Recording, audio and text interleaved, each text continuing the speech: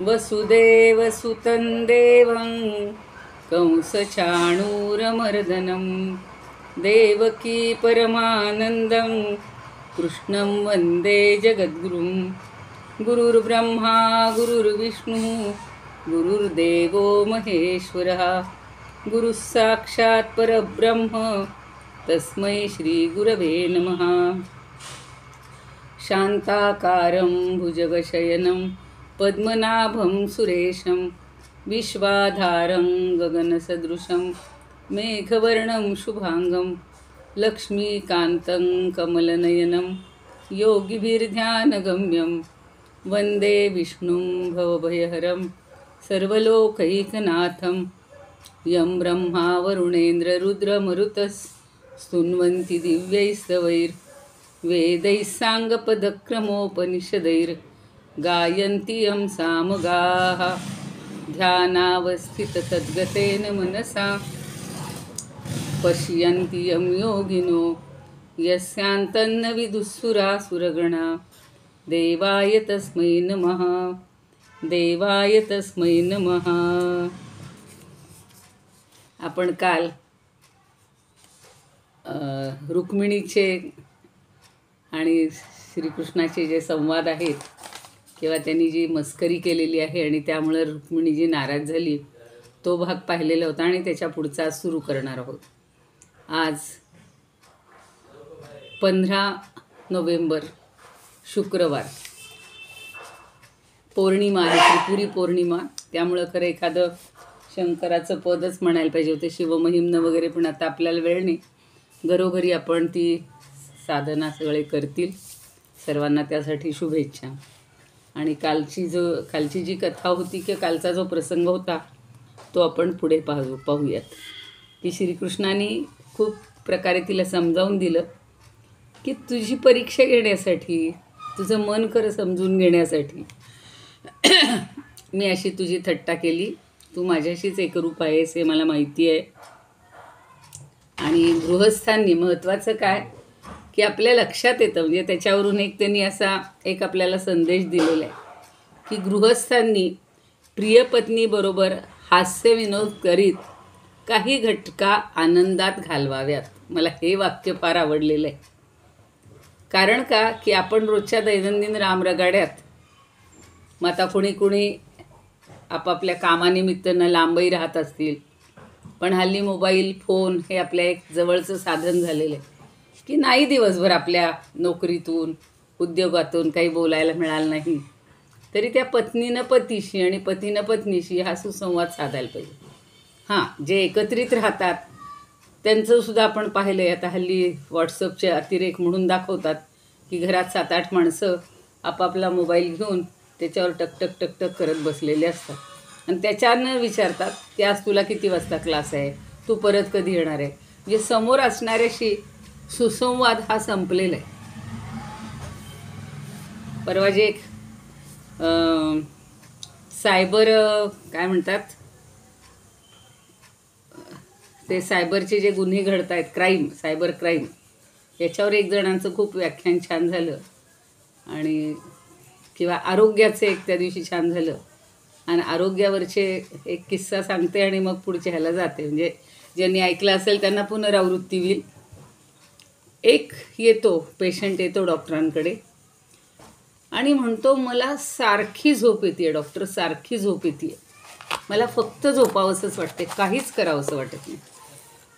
Doctor म्हणतात तुम्हाला नाही, म्हणे मला उद्योग नाही, काही नाही, काहीच नाही, मी फक्त झोपून राहतो, सारखा झोपून राहतो, काय मला करता येईल, म्हणे काहीतरी मला औषध द्या किंवा काहीतरी उपाय सांगा। डॉक्टर म्हणतात ठीक आहे, प्रिस्क्रिप्शन काढलं आणि त्यांनी लिहिलं अँड्रॉईड मोबाईल अमुक व्हर्जन, व्हॉट्सअप, इंस्टाग्राम, फेसबुक हे ते सगळं त्याच्यात लोड करून घ्या, नवीन मोबाईल घ्या आणि बघा तुम्हाला झोपच येणार नाही। म्हणजे हा विनोदाचा भाग आहे की झोप हवी आहे माणसाला, शरीराला, पण या मोबाईलनी आपली झोप घालवलेली किंवा झोप माणसाला येतच नाही, सारखे आपले ते उघडून बसतात।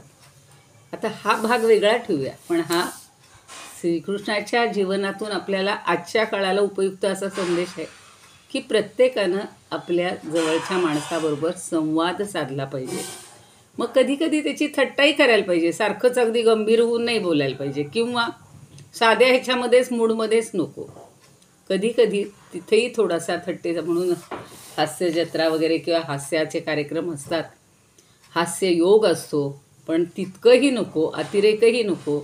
आणि हा संदेश आपण आज घेऊयात की प्रत्येकानं एकमेकांची चौकशी करणं, थोडीशी थट्टा विनोद करणं हे आवश्यक आहे. आणि असं तिला समजावून दिल्यावर मग त्यांचं जे चेष्टेचं बोलणं होतं ते तिच्या लक्षात आलं.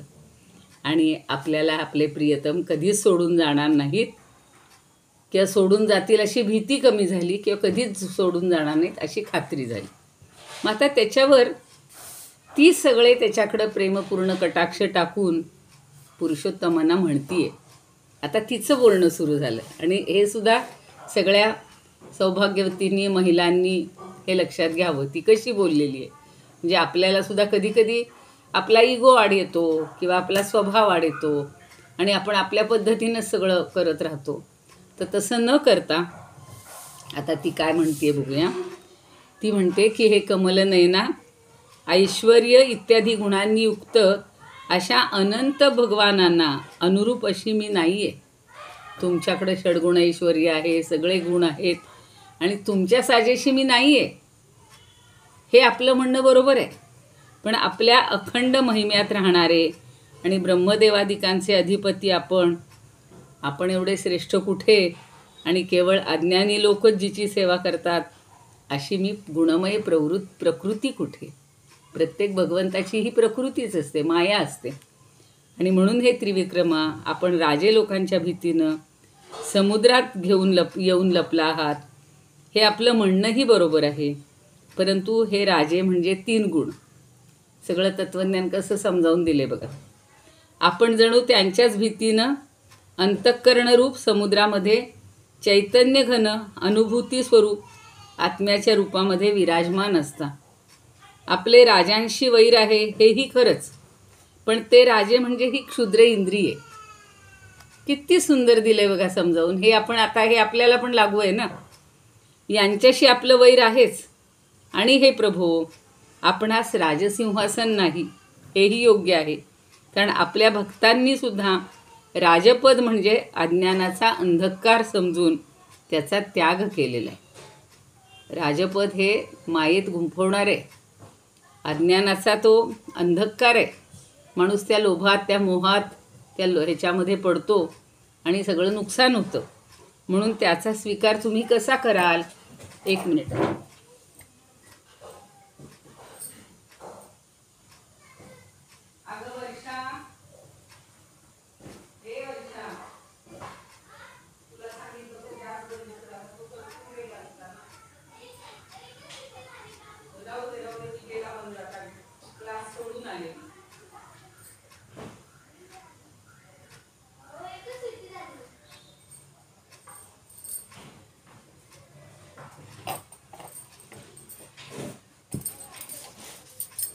चल, तर ती असं हे सगळं समजावून देतीये.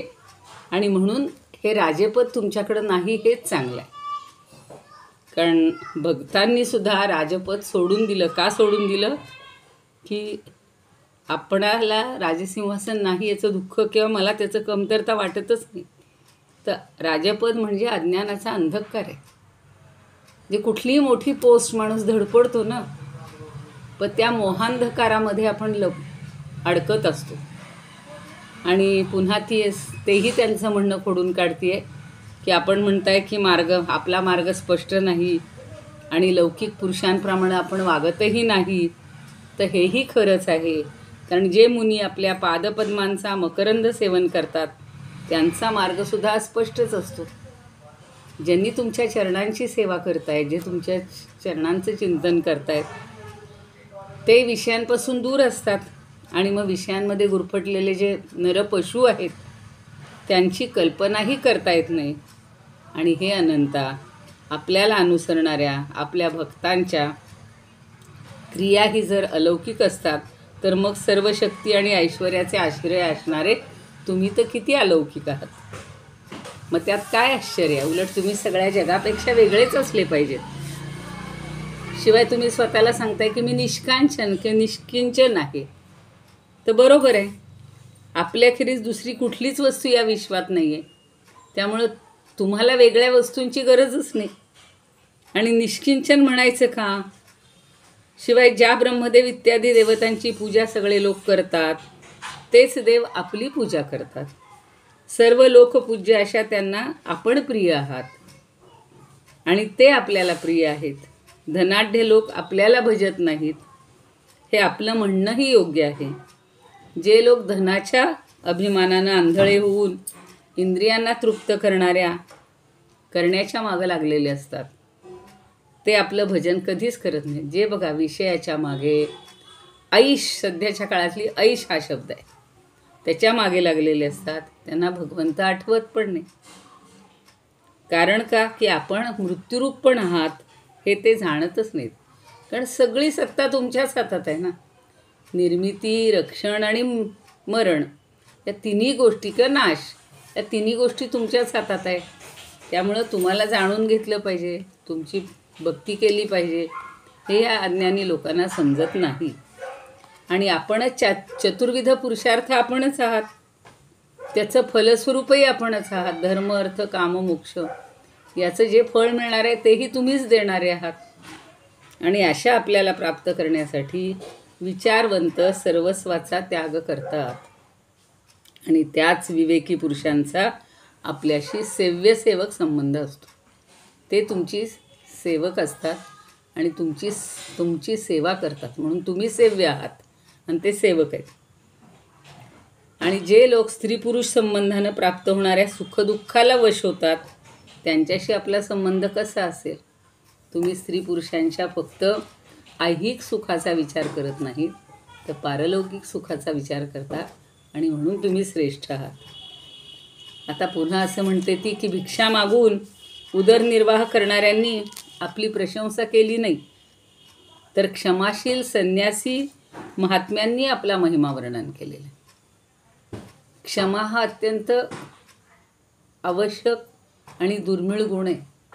दुसऱ्याला क्षमा करण्यासारखं धैर्य पाहिजे, मोठं पण पाहिजे माणसाला. आणि ती म्हणते की मी अदूरदर्शीपणानं नव्हे तर समजून उमजून आपल्याला वरलं आहे, कारण आपण साऱ्या जगताचे आत्मा आहात. आता तिनं प्रत्येक म्हणलं ना, प्रत्येक अध्यायामध्ये किंवा सर्गामध्ये कोणी ना कोणीतरी त्या भगवंताची स्तुती केलेली आहे आणि ती समजावून दिलेली आहे. आणि आपल्या प्रेमीजनांना आपण आत्मदानही करत असतात. मी जाणून बुजूनच ब्रह्मदेव, देवराज, इंद्र इत्यादींचा त्याग केला, कारण हे काय म्हणतात ना, सगळे भौतिक लालसा किंवा भौतिक समृद्धी मिळवून देणारे आहेत. आणि तुमच्या भुवयाच्या इशाऱ्यावर उत्पन्न होणाऱ्या काळाच्या वेगानं त्यांच्या आशाकांक्षावर पाणी पडते. म्हणजे त्यांनासुद्धा तुम्ही जर थोपून धरलं तर काही मिळत नाही. मग इतरांची तर काय कथा.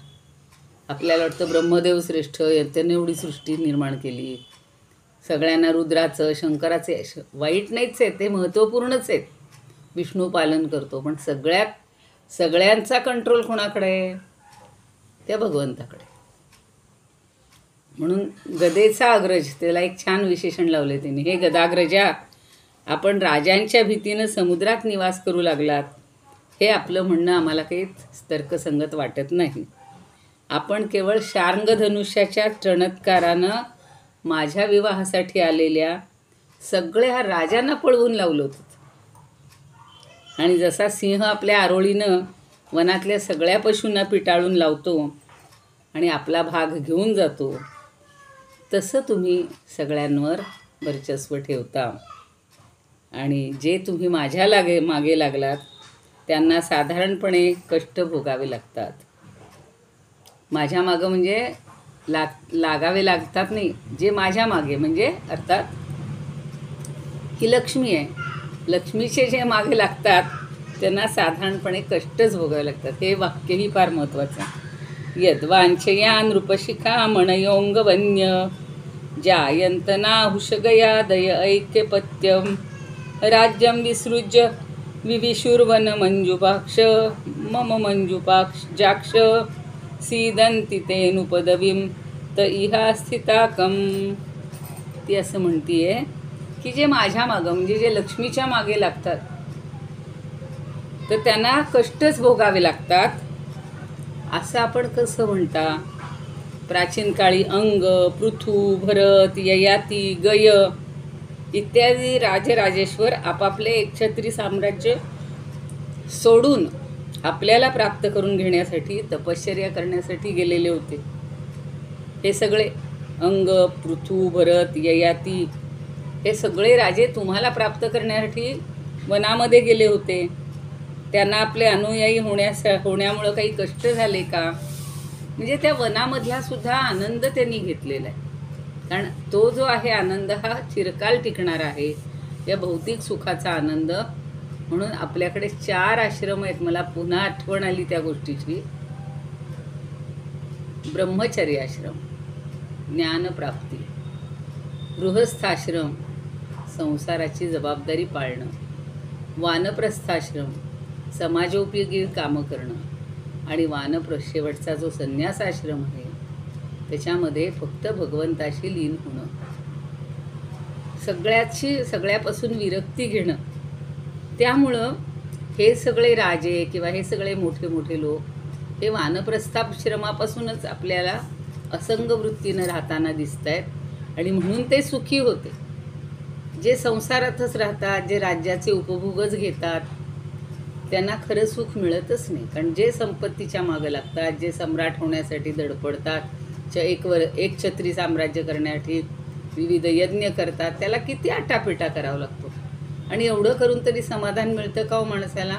नाहीच. शेवटी दुःखच.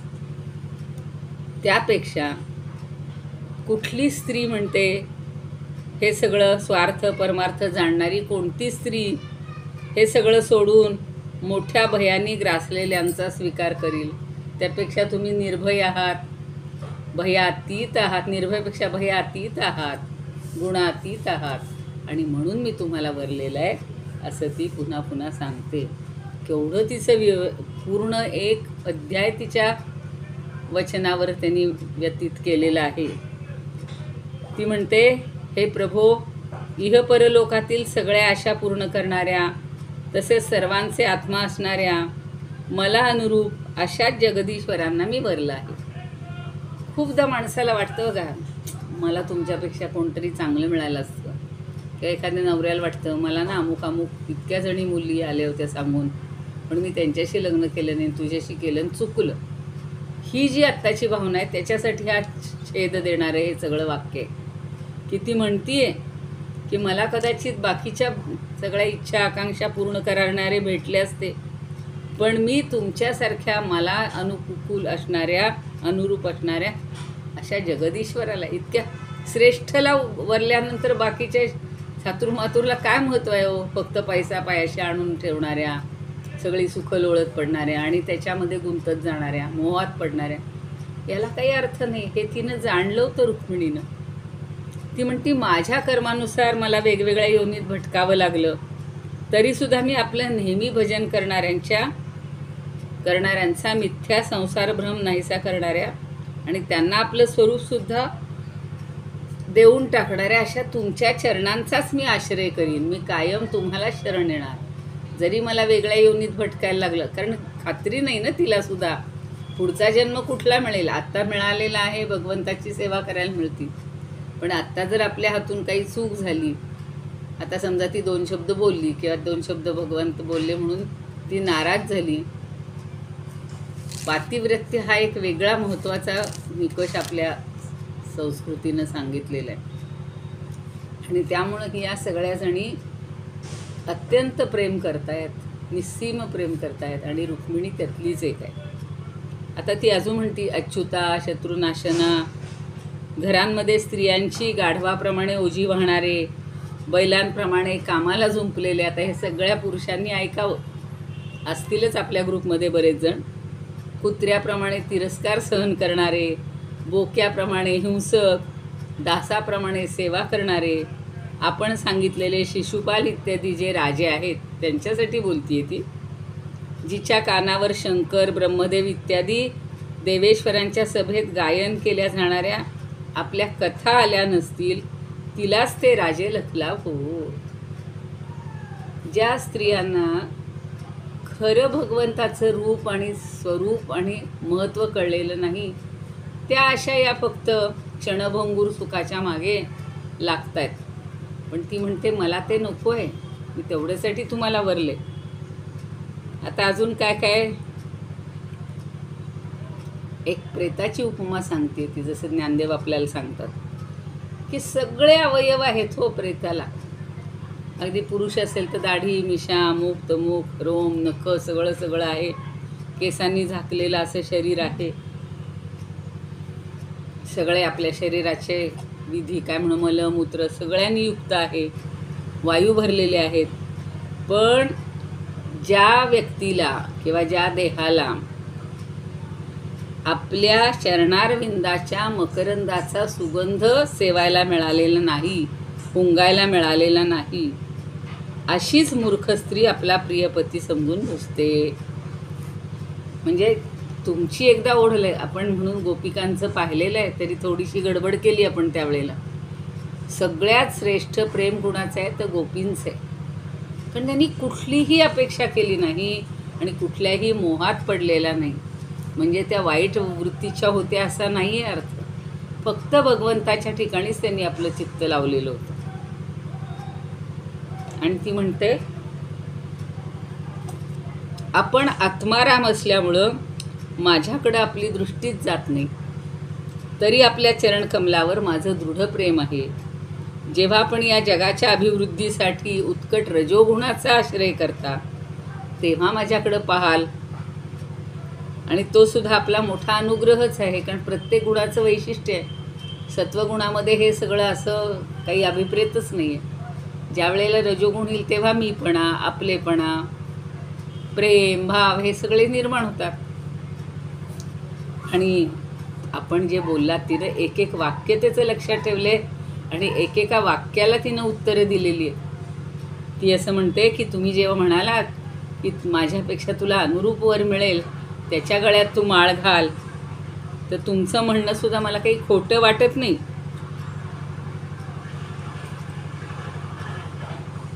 कारण महाभारतातलंच उदाहरण माहिती आहे की एखाद्या पुरुषानं जिंकल्यानंतरसुद्धा काशीराजाची कन्या अंबा ती सांगते की मी नाही याच्याशी विवाह करू शकत, माझं दुसऱ्यावर प्रेम आहे.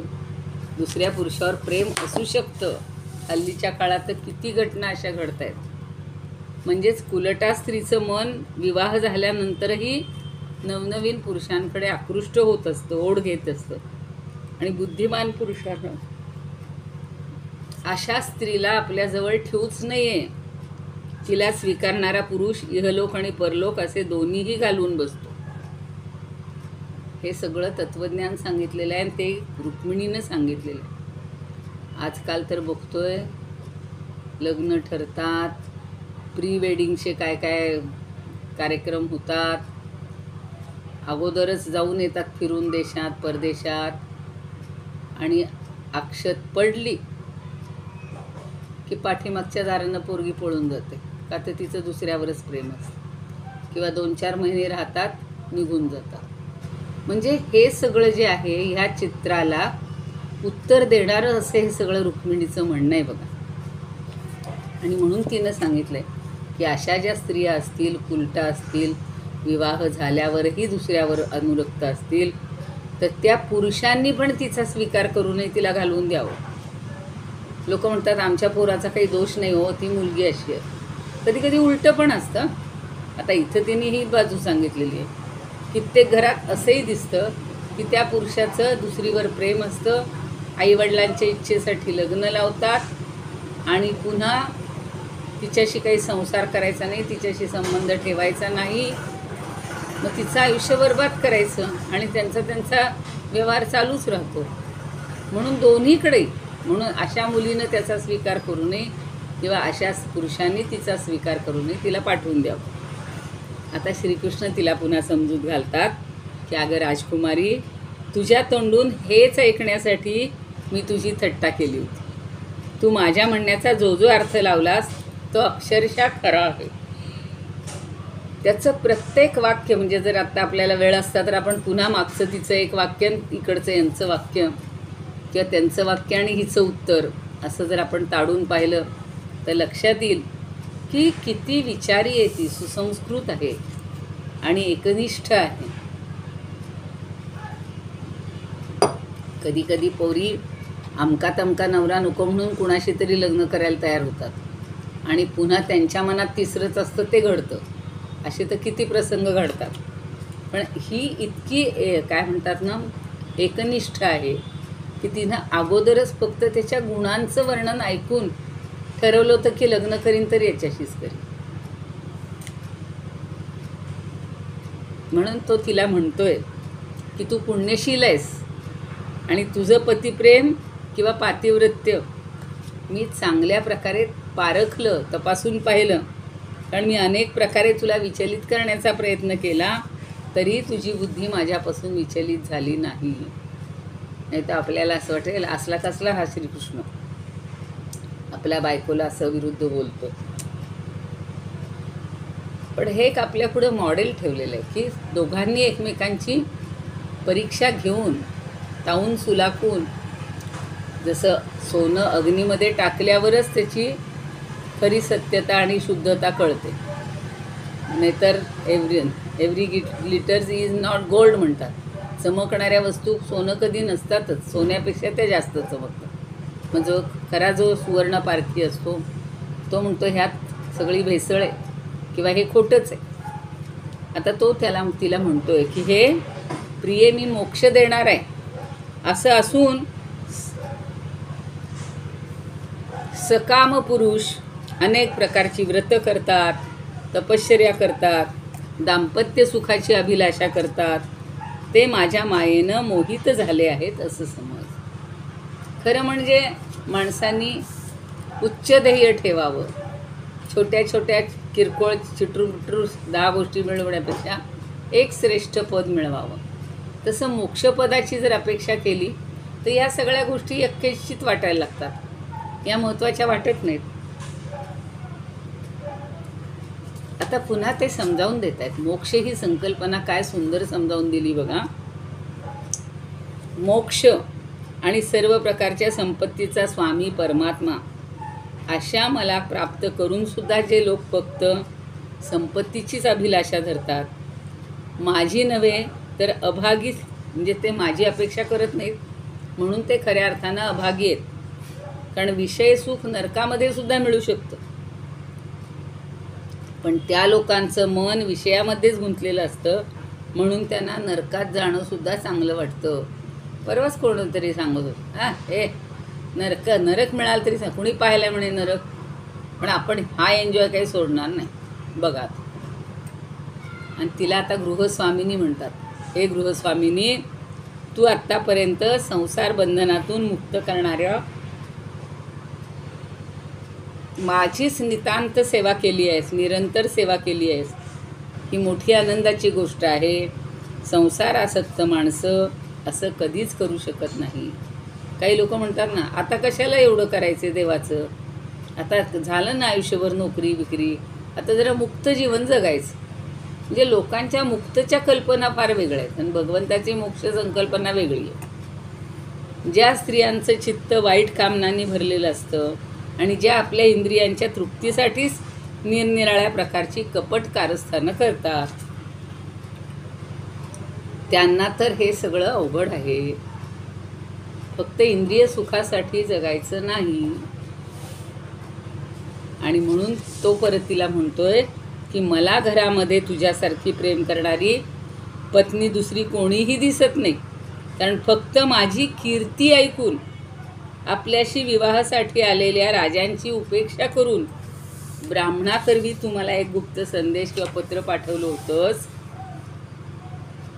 आणि तुझं हरण करण्याच्या वेळेला मी तुझ्या भावाला युद्धात जिंकून त्याला विद्रूप केलं आणि अनिरुद्धाच्या विवाहप्रसंगी द्यूत खेळताना बलरामानं त्याचा वध केला. परंतु आमच्याशी वियोग होईल या भीतीनं तू गुपचूपपणानं सगळं दुःख सहन केलंस. आणि मला एका शब्दानं सुद्धा बोलली नाहीस. या गुणामुळेच मी तुला जिंकून घेतलेलं आहे किंवा तू मला जिंकून घेतलेलं आहेस. कारण भगवान कसे आहेत, त्रिकालदर्शी आहेत. त्यांना पूर्वीचंही माहिती असतं, पुढेही घडणारं माहिती असतं, आत्ताचं तर दिसतच असतं. आणि म्हणून त्यांनी हा वधाचा भविष्यकालीन उल्लेख इथं केलेला आहे त्या अनिरुद्धाच्या. तो पुढे आपल्याला येईल. आणि माझ्या प्राप्तीसाठी तू दूताकरवी आपला गुप्त संदेश पाठवलास, तेव्हा तुला हे सगळं जग असार वाटायला लागलं. नाही तर खरं तरुण पोरींना म्हणजे त्यांना सारखी गाणी सुचत असतात.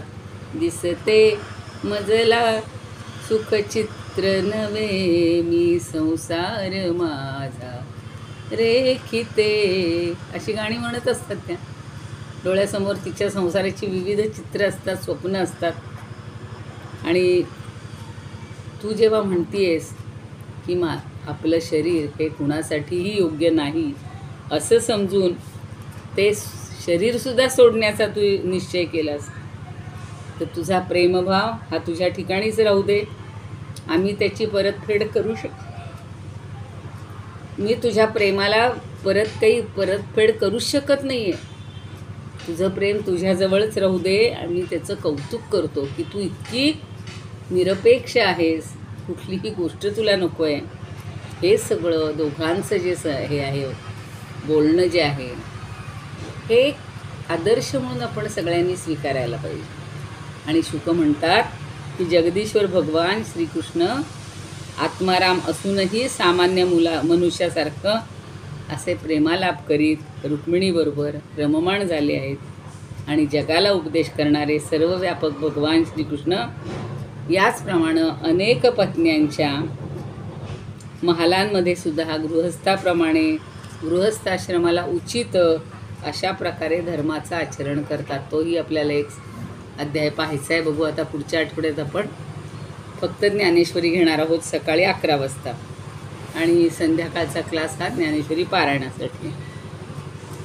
असे हे 60 अध्याय आपले झालेले आहेत. आता 61व्या अध्यायाकडे वाटचाल आहे. अजून 20-25 आहेत. होईल तोपर्यंत आपण चालत राहूया. योगेशं सच्चिदानंदं वासुदेवं व्रजप्रियं धर्मसंस्थापकं वीरं कृष्णं वन्दे जगद्गुरुं. कृष्णाय वासुदेवाय हरये परमात्मने प्रणतः क्लेशनाशाय गोविंदाय नमो नमः. ओम पूर्णमद पूर्णमिदं पूर्णात् पूर्णमुदच्यते पूर्णस्य पूर्णमादाय पूर्णमेवावशिष्यते. ओम शांती शांती शांती. आपण इथेच थांबूया.